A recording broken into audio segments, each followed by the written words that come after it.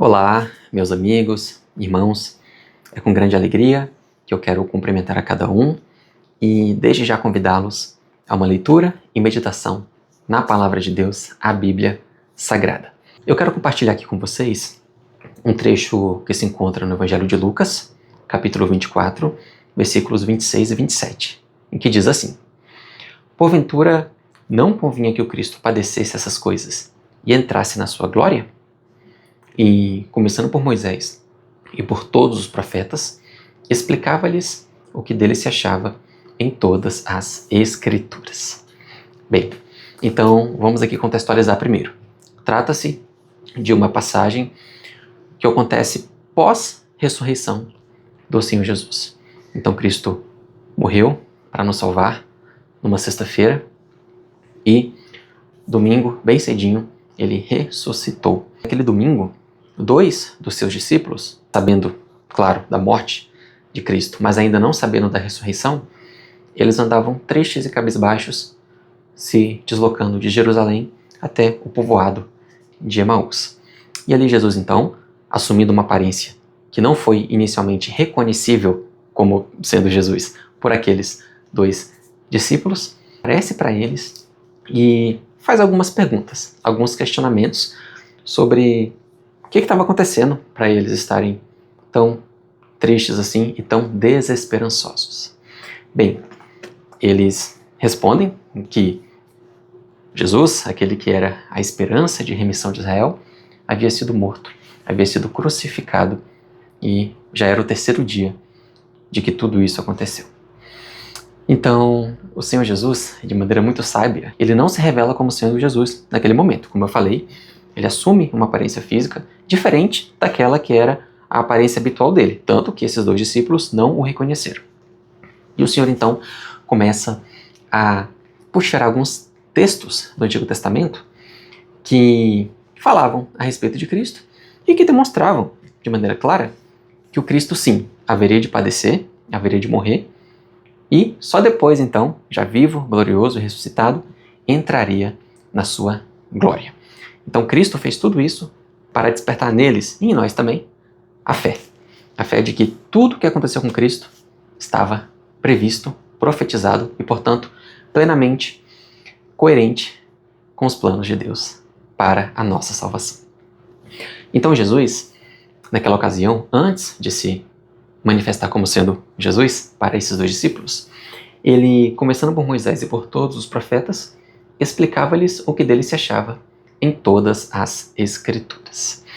Então, nesse versículo aqui, a gente já percebe que Cristo é a chave de leitura de todo o Antigo Testamento e que ele, na verdade, é a chave de leitura de toda a Sagrada Escritura, porque a Bíblia inteira, de capa a capa, de Gênesis ao Apocalipse, toda ela é sobre Jesus, fala de Cristo e traz figuras, elementos, profecias que apontam para a pessoa e para a obra do nosso Salvador. A Bíblia não fala quais trechos do Antigo Testamento Cristo citou para falar de si mesmo, mas nós podemos imaginar, dentre os muitos textos, alguns que certamente apontam para aspectos da pessoa e da obra do Senhor. Então a gente pode puxar lá desde o princípio, quando Deus criou Adão, fez cair sobre ele um sono profundo, feriu o seu lado, a sua costela, e daquela costela criou uma esposa para Adão. Aquilo ali já era uma figura do Cristo, que haveria de morrer, haveria de sofrer o sono da morte na cruz, ter o seu lado ferido por uma lança, em condições muito mais dramáticas do que Adão, claro, e que daquele lado ferido nasceria a salvação, nasceria a igreja, a noiva do Cordeiro. Passando mais adiante, nós temos a história de Caim e Abel, ainda em Gênesis, em que, por inveja, Caim mata seu irmão Abel e derrama aquele sangue inocente. Aquele sangue de Abel é uma figura do sangue de Cristo derramado na cruz. O sangue do inocente, que foi morto por seu irmão invejoso e que com isso prefigura Cristo sendo morto também na cruz para nos salvar. Logo em seguida, Deus, no lugar de Abel que faleceu, Deus concede a Adão e Eva um outro filho, que é o Sete. Sete é uma figura do Cristo ressuscitado. Se Caim, matando Abel era uma figura do Cristo morto, Sete foi uma figura do Cristo ressuscitado. E Enoque, aquele que subiu aos céus e, com isso, não viu a morte, é uma figura do Cristo subindo aos céus, ascendendo para junto do Pai. E Noé, então, que construiu a sua arca e com ela salvou a sua família daquela destruição que foi o dilúvio, certamente é uma figura de Cristo também. Porque quem estava na arca se salvou, quem estava fora dela se perdeu. Da mesma forma, quem está em Cristo está salvo, está seguro do dilúvio da ira de Deus. Enquanto quem está longe de Cristo está sob condenação e precisa urgentemente se converter a Ele. Então, quando Deus chama Abraão lá da sua terra, de Ur dos Caldeus, Deus fala assim: sai da tua terra, sai da tua parentela, sai da casa do teu pai e vai para uma terra que eu te mostrarei. Farei de você uma grande nação, você será uma bênção, abençoarei os que te abençoarem, amaldiçoarei os que te amaldiçoarem, e em ti serão benditas todas as nações da terra. Bem, toda essa frase que eu citei literalmente aqui, Deus falando a Abraão, na verdade, antes de falar isso para Abraão, Deus falou essas mesmas palavras para o seu filho, Jesus, lá no céu. Sim, deixa a casa do teu pai, que é o céu, vai para a terra que eu te mostrarei, que é este mundo, este planeta. Farei de você uma grande bênção, uma grande nação, que são salvos.